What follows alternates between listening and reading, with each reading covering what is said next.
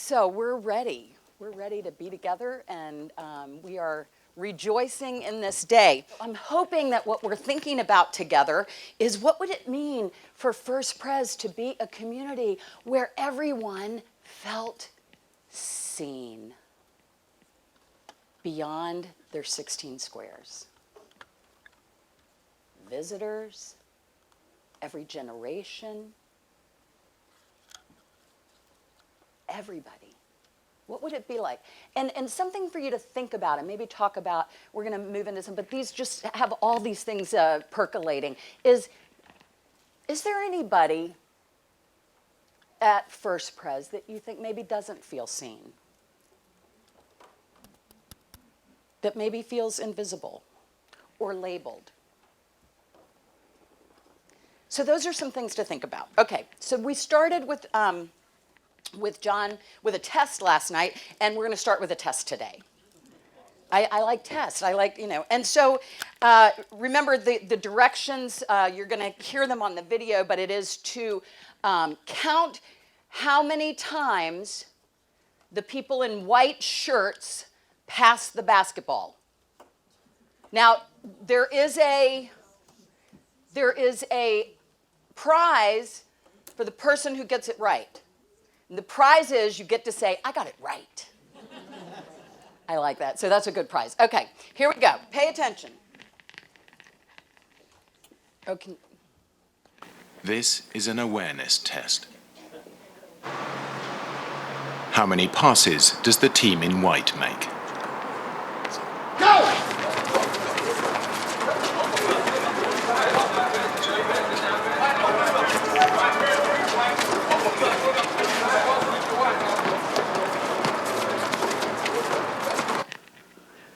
The answer is 13. But did you see the moonwalking bear?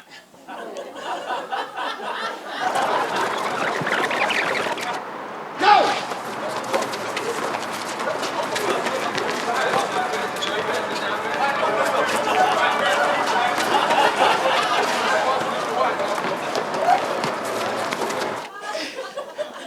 How many of you did not see the moonwalking bear?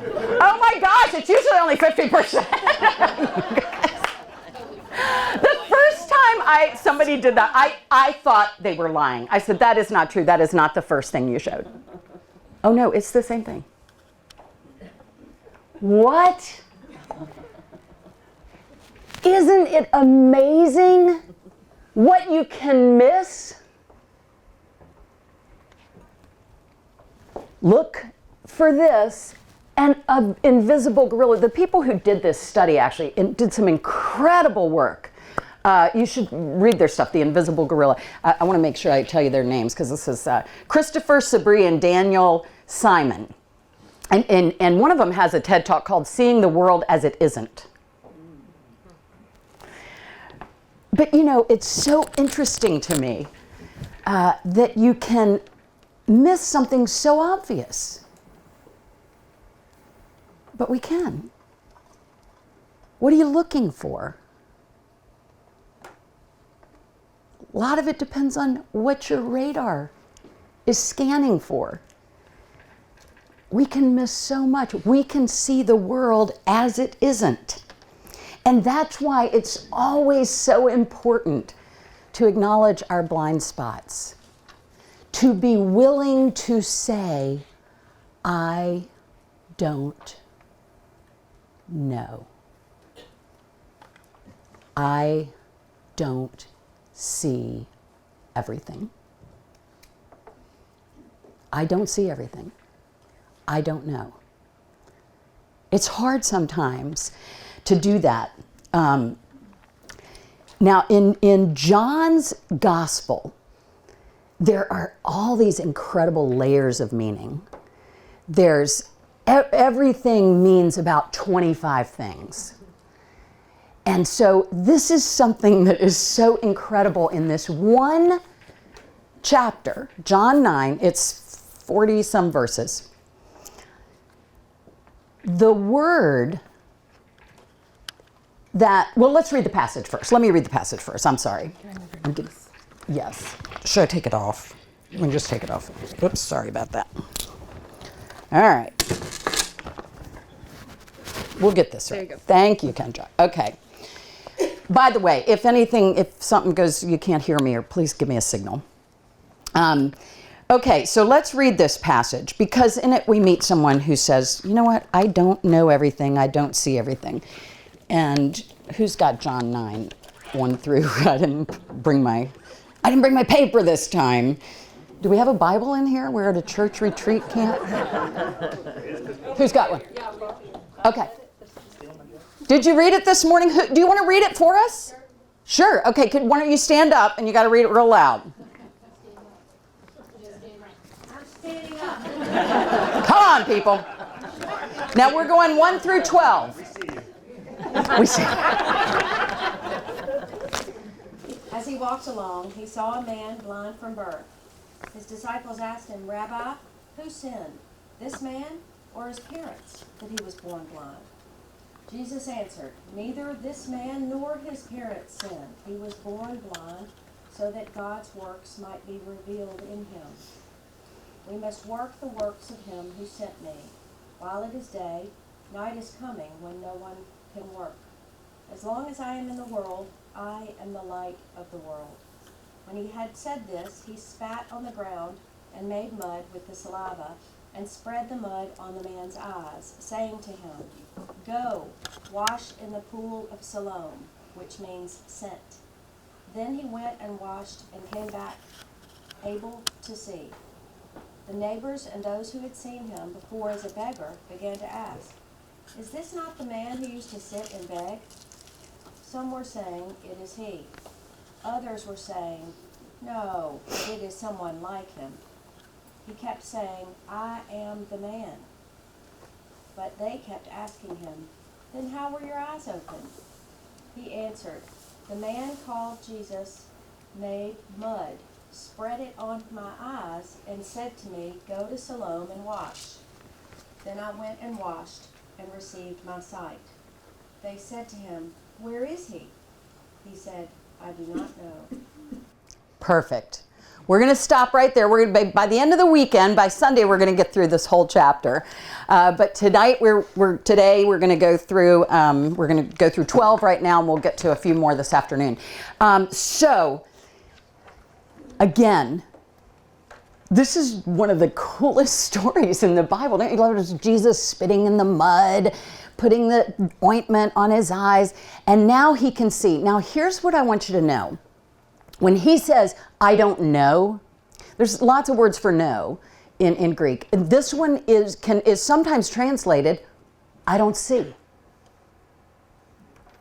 So it's weird he's saying, yeah, he gave me my sight, but I don't see. Now, interestingly, Sunday we're going to talk about this. The very last line of the chapter is, if you say you see, your sin remains. Oh. So if I say I see everything, I know everything, part of, and when I say your sin remains, you remain separated, right? What connects us is the posture of I don't see. There are invisible gorillas in my line of sight. It's possible that I don't see everything. That is a humble stance.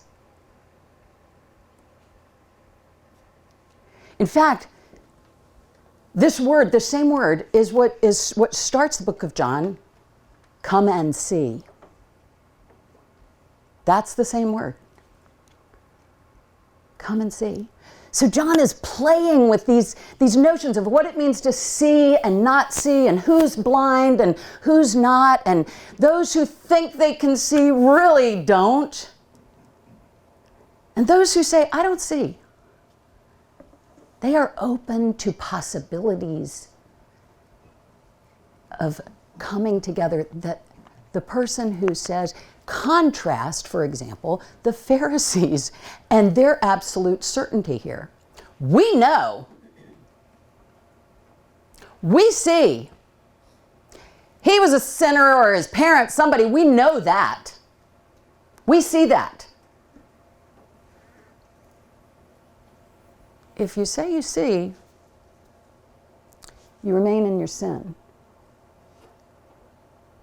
We've all got invisible gorillas walking around in our purview all the time. But it's hard to say, I don't know. I don't see it. And it's remarkable that this man does it because he's under stress. And we're actually much more likely to act like we know something when we feel pressed.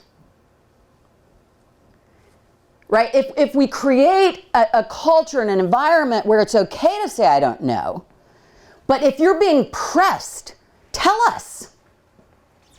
It's really hard to just say, I don't know. In fact, I'm going to tell you a story that I'm not proud of.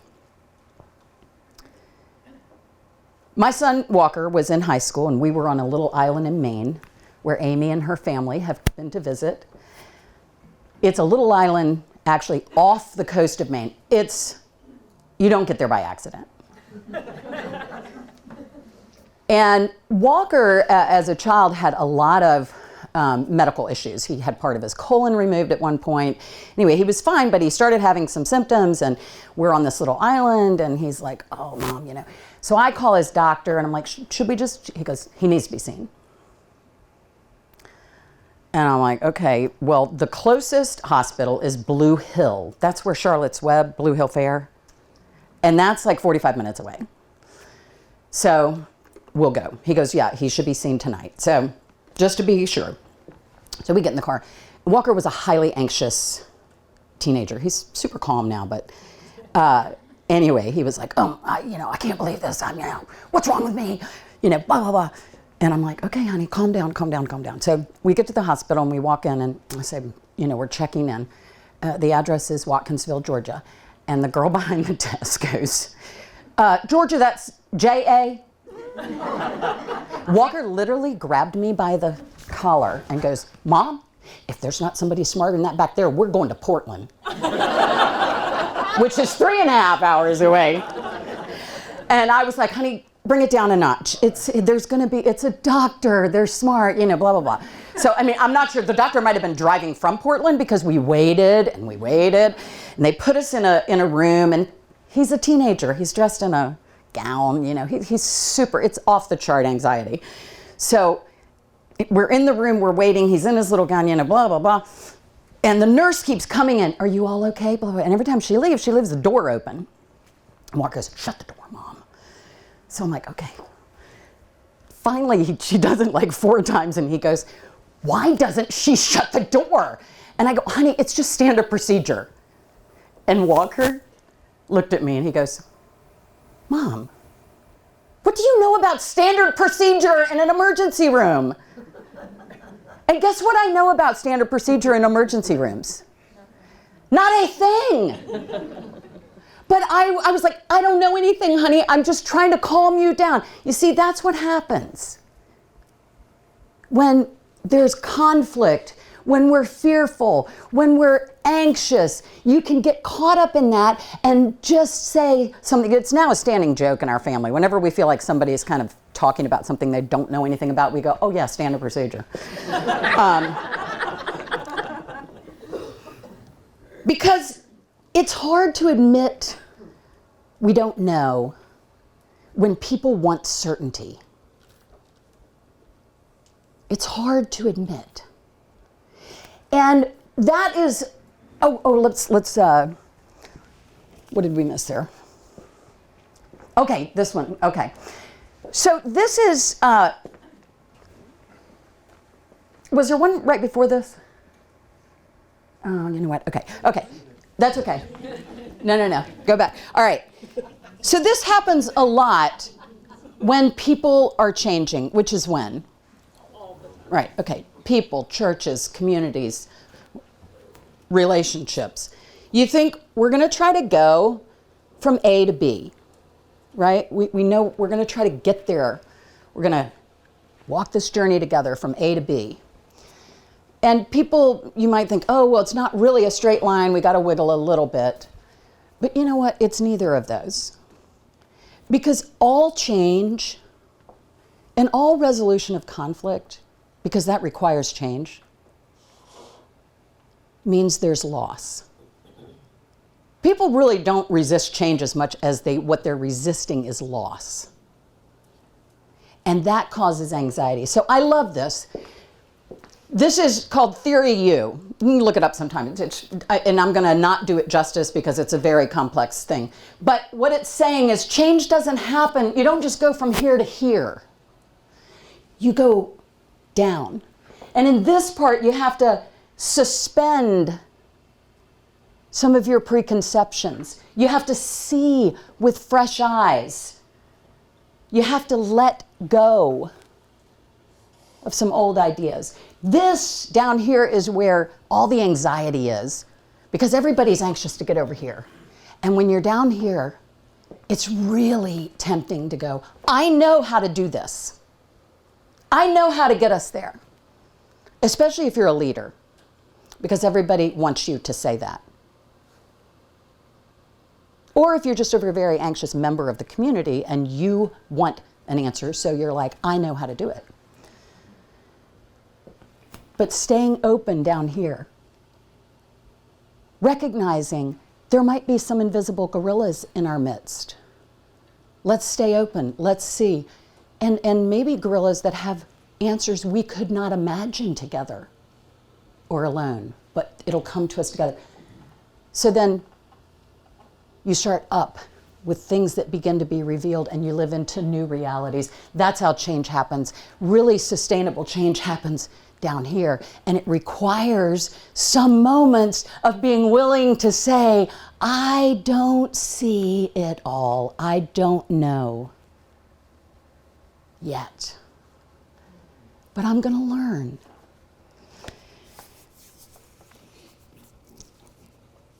So it's like, let's go to the Johari window. So when you say you see your sin remains. The Johari window is just this wonderful measure of looking at what we know and what we don't know, right? So, or how many of you are familiar with this? It's like the quadrants of, so this is what's known to self and others. This is like the 16 squares, right? It's what everybody knows about me and what I know about me. Down here's what's I know, but others don't. There's sometimes a lot of shame and fear in here. Particularly shame around secrets, right?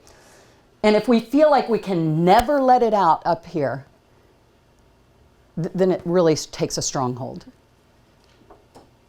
I mean, as a pastor, the power of someone simply speaking out loud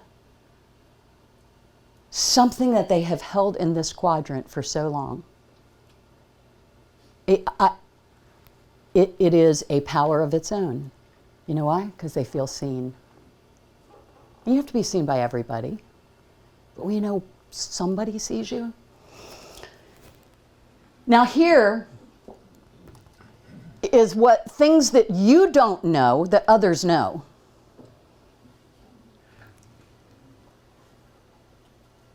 And those are our blind spots, right? So it's like the Pharisees.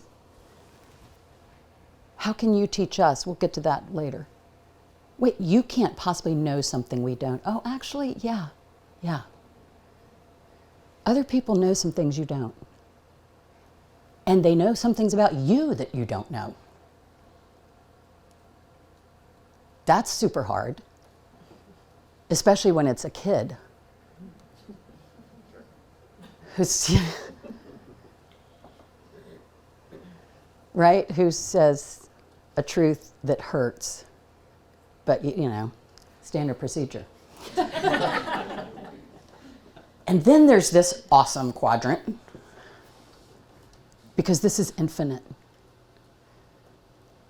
You know, there were ancient mystics who called God the cloud of unknowing.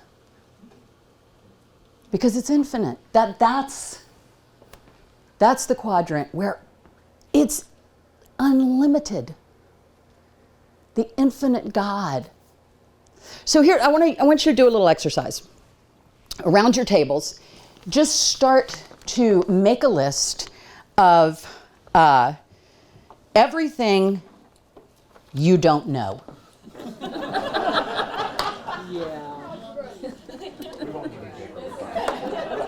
We can make a list in our head. Okay, let's come back together. Why was this funny? Because there's so much you don't know. I mean, like, I would start my list. I don't know how to play the piano. I don't know how a plane stays in the air.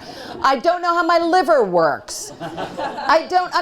So what were some of the things you said? Dark matter. We don't know about dark matter. That's smart. Languages. What? Where we left? Where are we left? Oh, what's ahead? Where are we left? Languages. I don't know Spanish. I don't know French. Algebra. Boy, you gotta learn that one, kiddo. Okay. What else? Astrophysics. Astrophysics. Basic physics. Basic. I don't know how to figure out a 15% tip. All right, so it's a ridiculous exercise, right? But maybe we should do it every once in a while, just to remind ourselves there's so much we don't know. So much. And sometimes that alone generates enough anxiety for us to pretend like we're so sure. We know somebody sinned. His mother or his father or him. We know it. Well, no, maybe you don't see. Maybe you don't really see. So I want to tell you about something that I cannot believe is not on 60 Minutes and the nightly news. My eye doctor gave me a few years ago Ortho-K contacts. Does anybody know what they are? Let's put that up. Orthokeratology, who knew? Ortho-K is the fitting of specially designed gas-permeable contact lenses that you wear overnight. So I put my contacts in. I'm in the middle of them, so I'm not wearing them right now. That's why I have my glasses on. I put them on. I'm in the middle of prescriptions, is what I mean. I put them on at night. I go to sleep. I wake up. I take them out. And I can see all day. What? I know. So listen, while you are asleep, the lenses gently reshape the front surface of your eyes so you can see clearly the following day after you remove the lenses when you wake up. Ask your doctor. They're experimental. Not everybody's doing them. What? I mean, it's a miracle. When he asked me if I was interested, I was like, you're kidding me. Why isn't this on the news? This is amazing. When I'm using them, no glasses to keep up with all day. The other day I went to lunch, I forgot to bring my regular glasses, so all through the lunch I'm on and off my sunglasses because I didn't want to have my sunglasses on talking to everybody, but they were prescriptions so I couldn't see without them. So when you have the nighttime contacts, no, none of that. It's amazing. They should give me a... I know, right? Everybody's right. Yeah. But here's the thing that I love about it, right? It's a metaphor. There are things that I can do, not in the moment, that improve my ability to enlarge my sight when I am in the moment, of relating, of living, of being in conflict, of making decisions, of everything. So for me, one of those things is I've started to think of my spiritual disciplines, which incidentally, there's so many. You know, one of mine is writing poetry. I started about 12 years ago, reading a poem every day. And so in 2020, I'm trying to write poetry. I'm not good, so don't ask me to read any. But the discipline of thinking about a moment that I want to, it's like wearing my nighttime contacts. Because when I go back into that situation, it's like I see it differently. It clarifies things. What does it do to it gently reshapes the way I see my life. So I want you to think for a minute. What would be a nighttime lens, so to speak, for you? What are some things that you do, participate in, practice that help to gently reshape the eyes of your heart so that you can see more clearly? What are some of those things for you? You have one or two in mind? Okay, so talk around your tables about that. What are those things for you? There's no right answer, by the way. Or wrong answer. Okay, let's talk about it. What were some of the things that came up at your table? Meditation. What else?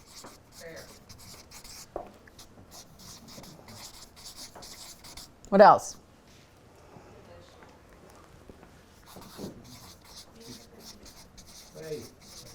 Faith? Faith? Going to church.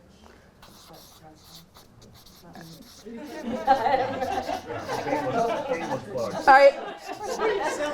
No, so I'm on a kick to make sure nobody ever says that they're going to church. Worship. That's good. Right? Because you don't go to church, you are the church. You go to worship, you go to education, you go to fellowship, but you are the church. So going to worship, yeah, I mean, how many, I was thinking about that when we were in this, just, how long was the service this morning? 15 minutes? It was like my nighttime eye contacts. Gently reshaping the way I approach the day. Music is one for me. What else? Talking to other people? Yeah. Like a counselor or walking. Yep. So the Quakers have this great concept. Is it a clearness committee? Yeah, clearness. I always forget if it's clearness or sometimes I call it the wrong thing. Where you get now they've got little rules and everything, but in my mind, like sometimes I need a clearness committee. I got to get together with some of my friends who are going to tell me the truth and ask me good, hard questions. And that is like gently reshaping the way I can see my life, my day, my situation, my challenge. So that's a great one. Somebody else said walking. Oh my gosh, yes. Walking or exercising. What else? Music. I put that up there, yep, totally. Music, isn't it amazing? I mean, there's all kinds of studies. It literally physiologically changes your posture, your everything. What else? Just a change of venue. Okay.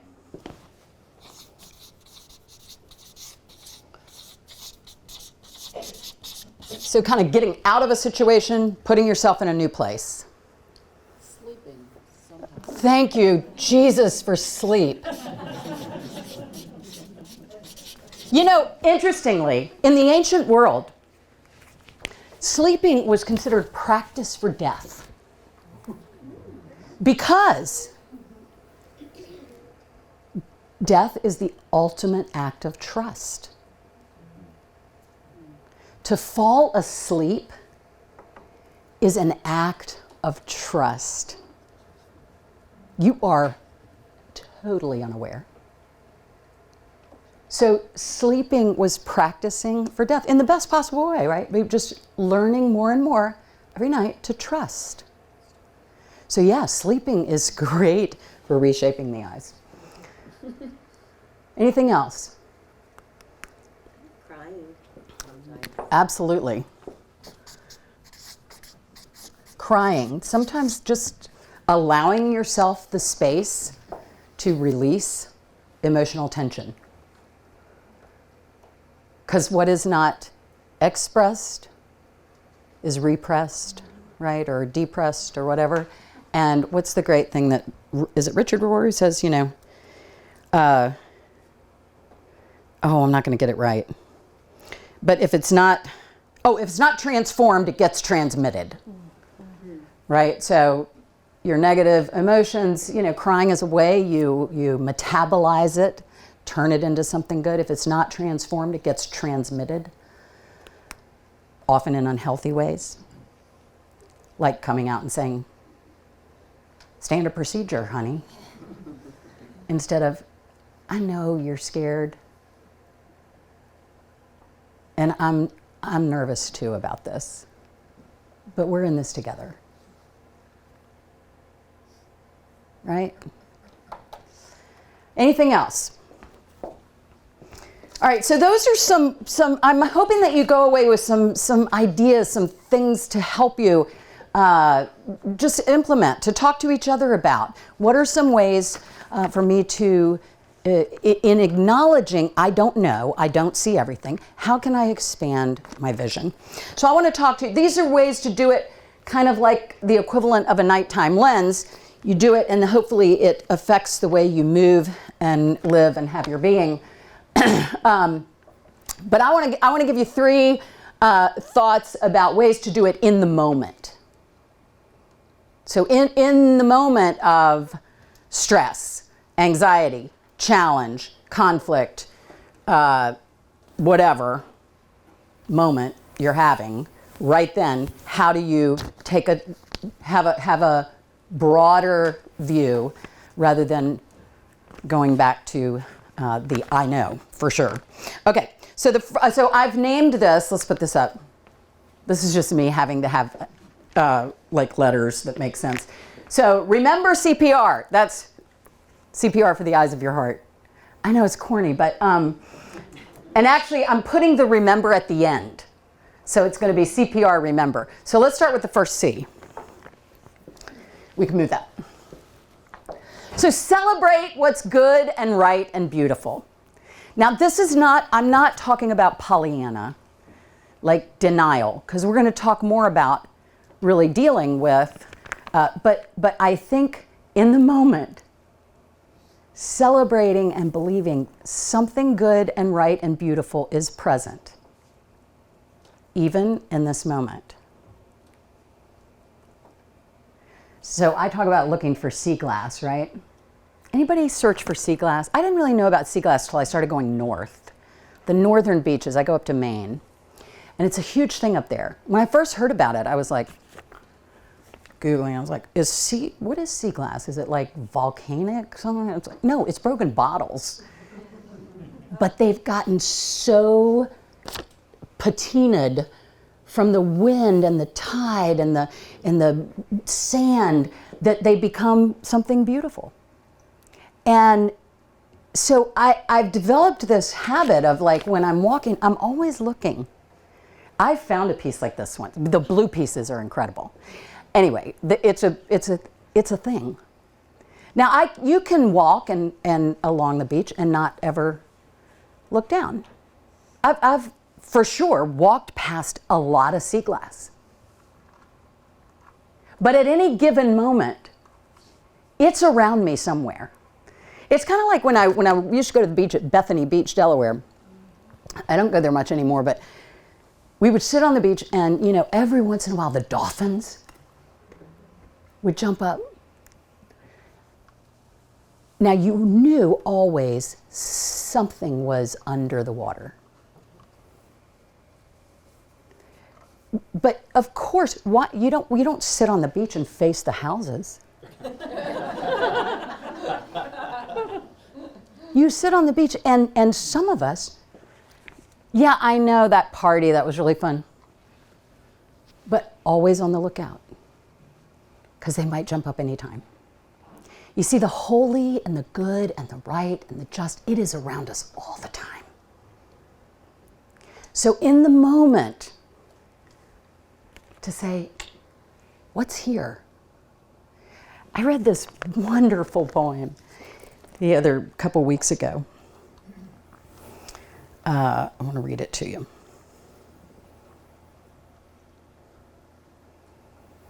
Small Kindnesses. Danusha Lamoureux. I've been thinking about the way when you walk down a crowded aisle, people pull in their legs to let you by. Or how strangers still say, bless you, when someone sneezes, a leftover from the bubonic plague. Don't die, we are saying. And sometimes when you spill lemons from your grocery bag, someone else will help you pick them up. Mostly, we don't want to harm each other. We want to be handed our cup of coffee hot and to say thank you to the person handing it, to smile at them and for them to smile back, for the waitress to call us honey when she sets down the bowl of clam chowder, and for the driver in the red pickup truck to let us pass. We have so little of each other now, so far from tribe and fire. Only these brief moments of exchange. What if they are the dwelling of the holy? These fleeting temples we make together when we say, here, have my seat. Go ahead, you first. I like your hat. These fleeting temples we make together. These kindnesses are everywhere. They are everywhere. My son Ty spent 2.5 years in Cambodia in the Peace Corps in a very remote village, no electricity. I mean, there was a little bit of electricity, no running water. And a year through, he was a mess. I mean, my father was out of his mind. He was like, you need to go get him and bring him home. And I was like, you know what, Dad?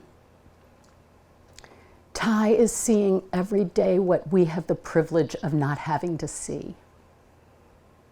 And he is struggling with what all of us should struggle with.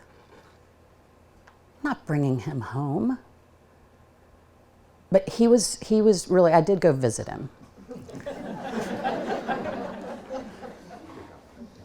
And after maybe a little more than a year, the Peace Corps asked him to write an article for their thing about his first year experience. And he was like, are you sure? He had developed, I can't remember what you call it, tenismus or something. He was like picking the hairs out of it. I mean, he really saw some horrible things.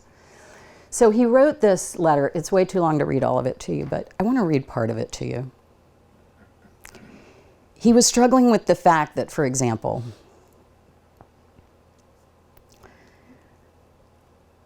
there were days he would get on his bike and ride for like 2 hours to get to the closest village that had like running water, and to pay $6 to lay under a fan. But he knew that that $6 could maybe save the life of a kid in his, I mean, it was really trauma. And he wrote about, I do it anyway. I do it anyway. And I hate myself for doing it, and yet I do it. And he's really struggling with all of this. But finally he says, soon my $6 a night hotel room will turn into something nicer, and I'll keep picking the hairs out of my beard. I know I'll never find a suitable answer for my brother's questions. His Cambodian brother kept asking him about money. How much money do you have? How much, I can only try to rearrange the veil in front of my eyes so the picture gets a little clearer. And here's how I've done it. This is a little long, but it's so apropos. First of all, forget about the big picture. I've always been taught the virtue of seeing the big picture and not losing sight of all the larger goals. When our attention's so focused on those larger goals that we neglect to see the individuals we are trying to help, we're blind. I know there's amazing innovative development projects and strategies that the Peace Corps are doing, and they're all good, but in my mind, that's not even the big picture.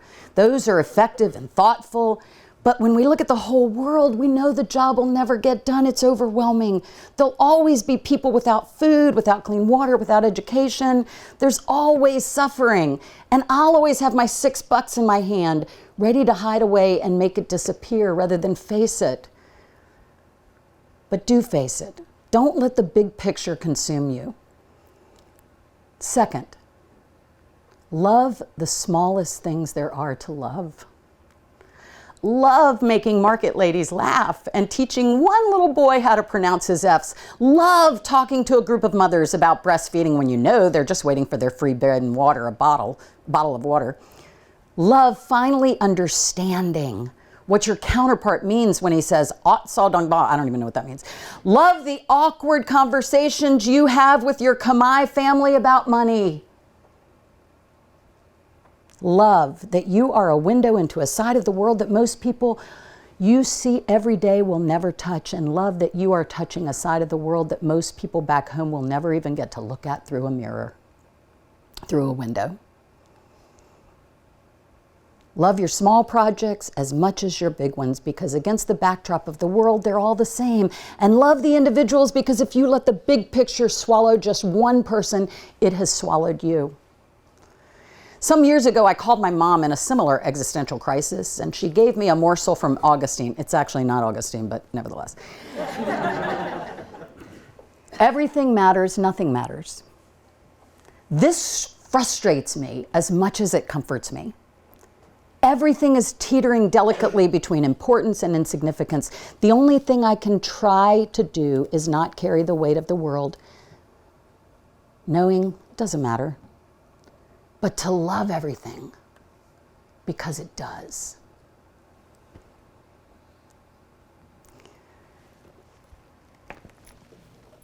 So, how do we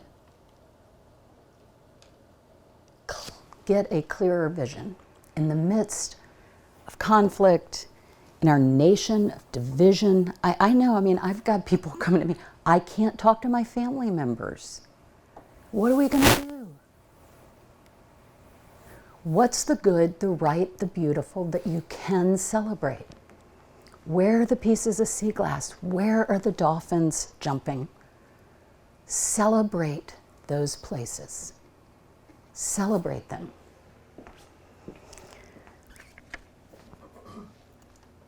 Okay, so that's C. The P, let's go to the next one, is pause. So when you're in the midst of an overwhelming situation, when you sense yourself, the anxiety of wanting to know,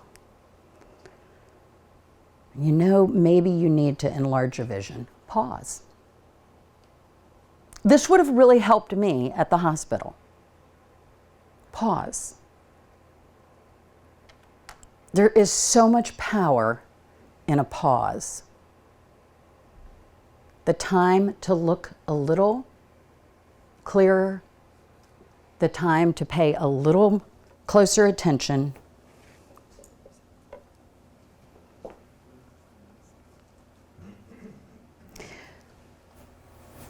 Last summer, I read a book called Loon Shots. The subtitle is How to Nurture the Crazy Ideas That Win Wars, Cure Diseases, and Transform Industries. And one of the things, this guy, again, he's fantastic if you want to Google him. I think you say it's Safi Bakal. One of the things he talks about is developing, again, he says, expertise is overrated. And all these studies have shown that oftentimes it's the experts, because they say, oh, we know how to do this, that resist crazy ideas. Because we know. We already know how to do this. Take your crazy idea somewhere else. So he talks about the power of developing, quote, the beginner's mind. Do you know this? It's a Shoshin is the, I'm not sure I'm pronouncing that right. It's a Buddhist concept of saying, try to go back to the beginning before you knew anything about this. So take a deep pause, right? Because you're in conflict with someone and you know what they're going to say next. We'll pause. And rather than having the attitude, I know how this works, I wonder how this works. I wonder. Curiosity, the beginner's mind, letting go of preconceptions. How's our time? We're good. Okay. And simply being curious. Pause and be curious. Take a different look. I also love sometimes to pause when I'm about to go, yeah, but, and play the game. Are any of you actors, any of you in theater at all? Yeah? You know the game Yes and? Love it. So there's an improv game that you actors do where you get up and your person does whatever they want, they're improvising, and you have to follow them and you have to say, yes, and. So sometimes in a moment when I sense myself resisting, but we can't pause. Yes, and try to develop a yes and approach. See where it takes you. Open up to possibilities. That kind of openness is where we start getting into the other side of the Johari window. And look again. Let's put the next one up. You've probably seen this, right? What do you see? Maybe you see both. Who sees a young woman? Who sees an old woman? Wow, most of you see the young woman. Does anybody? All right. So for the old woman, this is the tip of her nose. This is her mouth. This is the tip of her nose. That's her mouth. Oh, there she is. It's like a scarf around her neck. Yes, scarf around her neck. Yep. Still don't see it? I see you. Anybody else want to explain how to see her? That's about all. Does everybody see the young woman? Is there anybody who doesn't see the young woman? Wilson doesn't, but we're. Wilson. So isn't that interesting, though? Like, for what's so obvious for most of the room, Wilson doesn't get it. No, I'm just kidding. What else is new? But look, we're looking at the same thing. And both things are there, by the way. But it's going to take some of us longer to see this. And so pause. Look a little more. Look again. Ask the person next to you, what do you see? It's amazing. I mean, I find this stuff phenomenal. I see them both now because I know them both.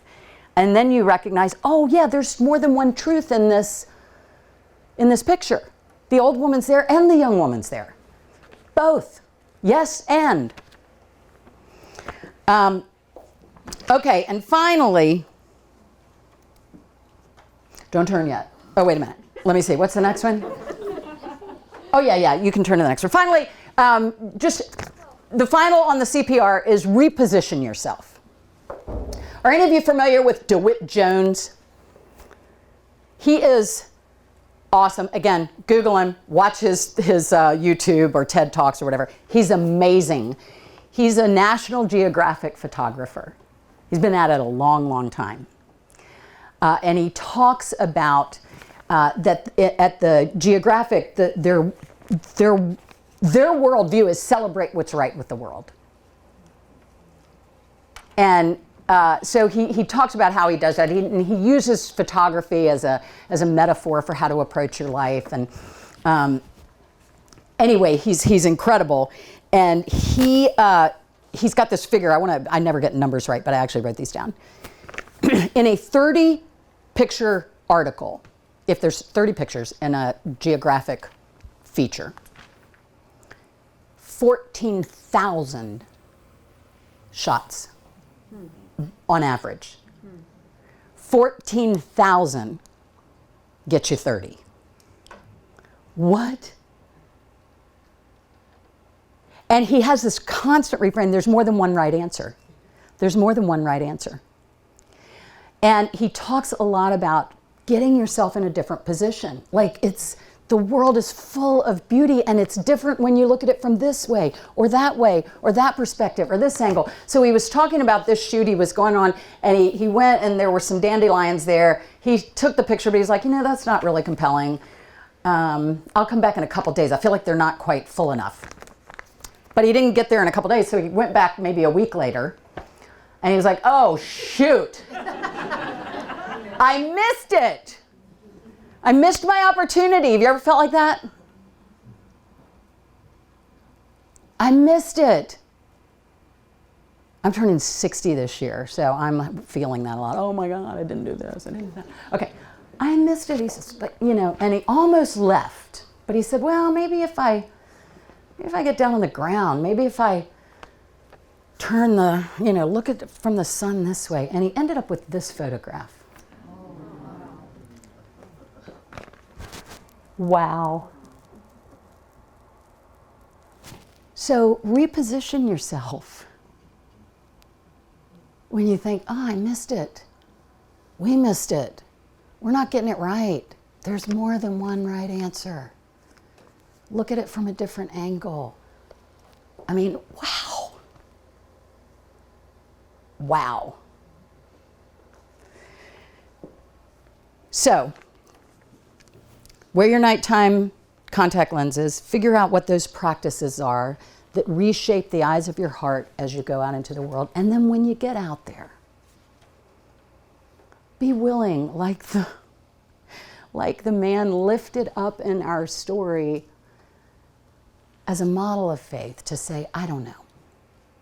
I don't know. I know my Johari window is just like everybody else's. There's some things I don't show to the world. There's some things the world knows about me. There's some things I don't know that others know. And there's a whole lot of stuff that none of us knows.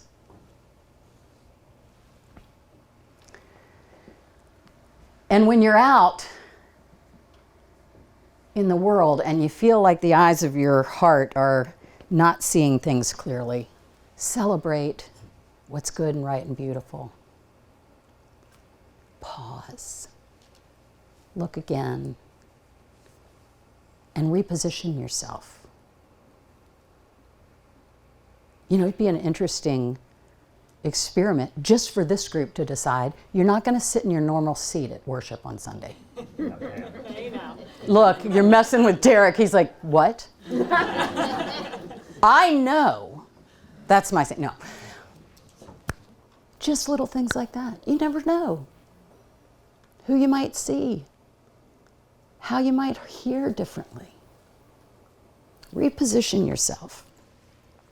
And finally, remember. Let's move to the last one. Is that the last one?